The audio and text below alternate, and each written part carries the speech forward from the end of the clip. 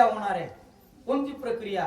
तुझं आणि रामाचं युद्ध होऊ नये, तुमच्या दोघांचं युद्ध होऊ नये याच्यासाठी शिष्टाई होणार आहे, त्याला शीतयुद्ध म्हणतात. आजही भारतामध्ये इतर देशामध्ये चालतं शीतयुद्ध.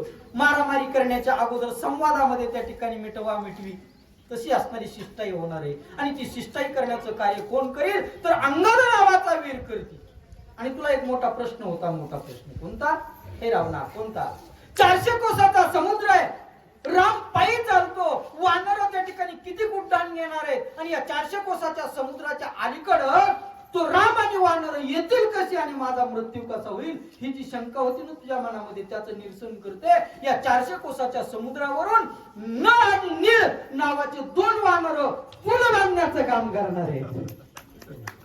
म्हणून राम येणार नाही असं मनामध्ये तू काही आणू नको. एखादा राम येणार आणि रावणाचा वध हा होणारच.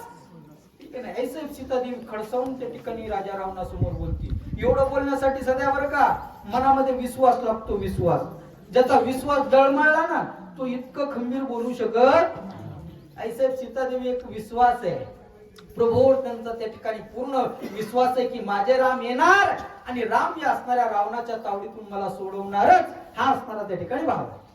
समस्त सैन्यासी श्रीरामे दिले सुग्रीवासी वीरव्रती भागासी वानरासी समजावी. तरी असं या ठिकाणी कशी अवस्था, इतर असणार जे पूर्ण असणार तुझं सैन्य म्हणतोस ना, खालचे असणारे काही प्रधान त्याच्या खालचे काही सैनिक अशा प्रकारचे हे जे वरकड असणारे राक्षस आहेत त्यांना मारण्याचं कार्य प्रभू रामचंद्रजींनी राजा सुग्रीवाकडे त्या ठिकाणी दिलेलं आहे.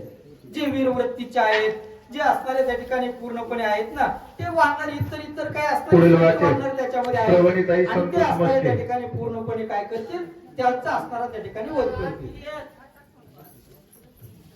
चला पुंडलिक वरदाय विठ्ठल श्री ज्ञानदेव प्रभु रामचंद्र भगवान की जय.